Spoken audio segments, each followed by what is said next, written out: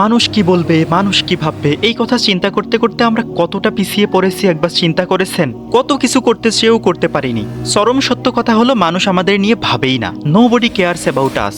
আমরাই over thinking করে করে ডিপ্রেশনে চলে যাই। বিশেষ করে আমরা যারা ন্যাশনাল ইউনিভার্সিটিতে পড়ি তারা আরও বেশি করে হীনমন্যতায় ভোগে। বেশিরভাগ স্টুডেন্টই ভাবে আমার মেধা নেই, আমাকে দিয়ে কিচ্ছু হবে না, আমি পাবলিকিয়ানদের সাথে জব মার্কেটে পেরে উঠবো না।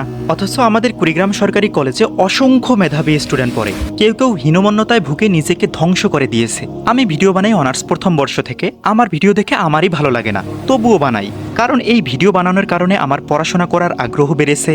তাছাড়া এই অনার্সের 4 বছরে আমি যা কিছু শিখেছি তা গত 12 বছরে শিখতে পারিনি। এটা অবশ্য আমার ব্যর্থতা, তবে এটা নিয়ে আমি আর ভাবি না। যা হওয়ার হয়ে গেছে, এখন সামনের দিকে আগাতে হবে। এই যে ঘরে এত এত বই দেখেন, এসব কিন্তু একদিনে হয়নি। আমি একটু একটু করে নিজেকে উন্নত করার চেষ্টা করেছি, যদিও তেমন কোনো উন্নতি করতে পারিনি, তবে আমার কমিউনিকেশন স্কিল বেশ ইমপ্রুভ করেছে। আপনারা যারা অনেক হীনমন্যতায় ভোগেন, আর এই হীনমন্যতায় না ভুগে যা করার ইচ্ছা তাই করা শুরু করে দিন, না হলে কিন্তু আরও দেরি হয়ে যাবে। সময় গেলে সাধন হবে না।